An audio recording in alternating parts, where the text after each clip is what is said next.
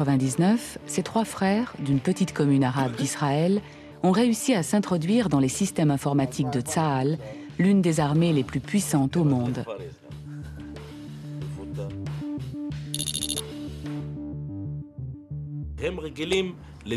Les gens sont habitués à ce qu'une personne aveugle soit obligée de rester à la maison sans rien faire ou passe son temps à la mosquée. Tout le monde aura pitié de lui, ils diront le pauvre, c'est un bon à rien, il ne peut pas apprendre et progresser, il ne peut rien faire de bon. Nous sommes venus et nous avons voulu changer cela chez les gens. Les aveugles ont une perception acoustique très développée et les Badirs la complètent d'une grande compétence informatique. À chaque fois que je prenais le combiné de téléphone, j'entendais des choses sur la ligne de téléphone qu'une personne valide, avec une ouïe normale, n'entend pas. Parce que c'est le langage du central téléphonique qui parle avec un autre central. En piratant un centre de télécommunications militaire, ils ont réussi à créer leur propre compagnie de téléphone clandestine.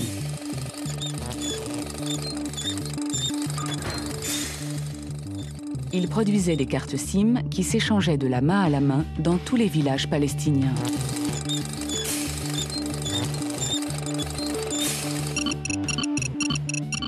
Il a fallu 6 mois à Tsahal pour se rendre compte que les militaires avaient perdu le contrôle de leurs factures de téléphone portable.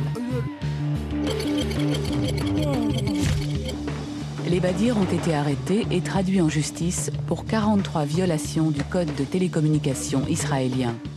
Les tribunaux les ont condamnés à 5 ans de prison. Ce qui a paniqué le système de la police, le système de la loi, c'est qu'il y a ici 3 cerveaux tellement combinés en un seul cerveau que ça fait peur. 3 hackers lourdement handicapés contre la 3e armée du monde et au final, un préjudice de 10 millions de dollars parti en fumée. Quelle est la nationalité des frères Badir? À quelle communauté appartiennent-ils? Quelle est la loi à laquelle ils obéissent? Leur passeport est israélien, leur identité palestinienne, leur religion est musulmane. Dans la réalité, ils sont non-voyants, mais dans le monde virtuel, ils accomplissent des exploits. Les frères Badir sont avant tout des citoyens du réseau.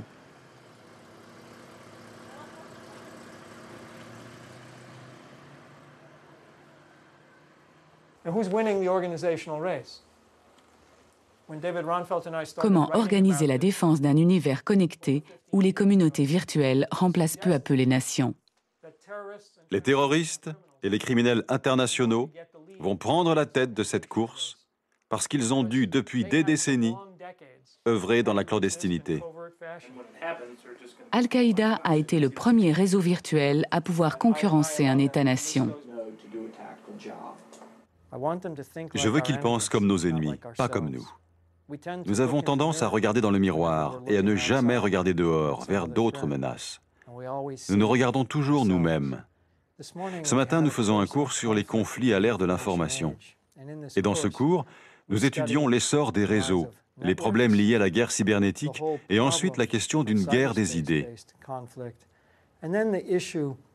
Chacun de ces sujets est abordé. La première chose que nous étudions de près, c'est la possibilité qu'aucun de nos ennemis ne nous combatte de la manière que nous préférerions, à savoir sur un champ de bataille. Au lieu de cela, ils vont mener de petites guerres, des guérillas, des guerres secrètes. Dans le monde qui vient, toutes sortes de réseaux vont se développer. Ils ne seront pas tous malveillants, mais chacun d'entre eux aura une puissance inconnue jusqu'ici.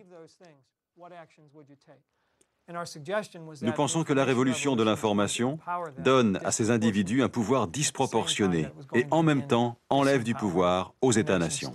Un État-nation organisé en réseau doit comprendre que ses citoyens peuvent adhérer à des causes qui dépassent ses frontières. Par exemple, un écologiste peut être américain, français ou allemand, mais il défend une cause qui dépasse sa nation. Tout comme le problème de la dégradation écologique ne peut être réglé par un seul pays, mais seulement si les pays du monde entier travaillent ensemble. C'est la même chose pour le terrorisme ou le trafic de drogue. Il me semble que les nations ont tout intérêt à s'organiser en réseau. C'est en établissant des connexions entre les nations que l'on pourra faire face à des problèmes qu'une nation seule n'est pas à même de résoudre.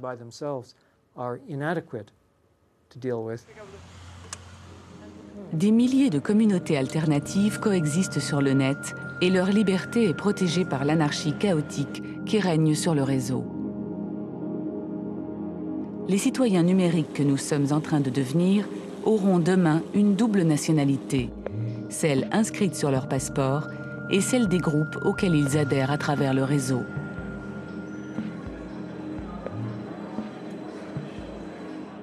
Quand les pères de l'informatique ont créé ces machines, ils souriaient à l'idée qu'elles puissent un jour prendre le pouvoir sur les hommes. Leurs programmes sont pleins de défauts, d'approximations. Mais ce sont ces failles mêmes qui donnent une vie à ces machines et leur ont permis de devenir un nouvel écosystème hors du contrôle de ses créateurs. Alors que l'enquête touche à sa fin, la question qu'il faut se poser est: aurons-nous un jour le moyen de reprendre le contrôle de l'Internet ? Je ne sais pas comment expliquer ça sans utiliser plein de termes techniques, mais je vais essayer.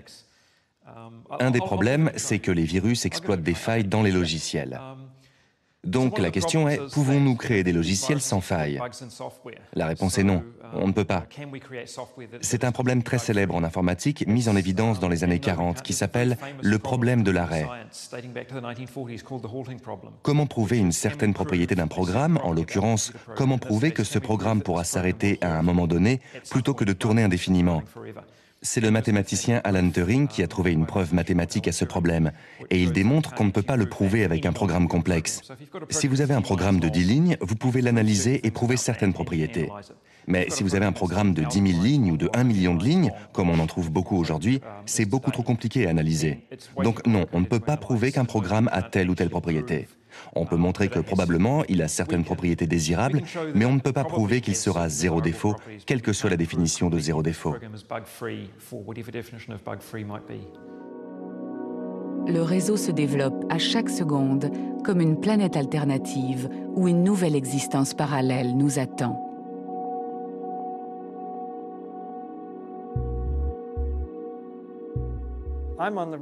Je propose qu'on traite les hackers comme on a traité les scientifiques allemands à la fin de la Seconde Guerre mondiale.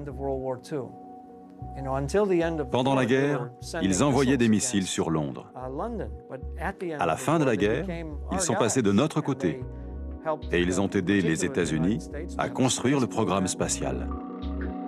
Le cyberespace est comme un territoire vierge et les hackers sont un peu les pionniers de ce territoire. Ils l'arpentent en toute liberté. S'ils rejoignent notre cause, celle de créer un monde réellement connecté, alors nous y gagnerons tous.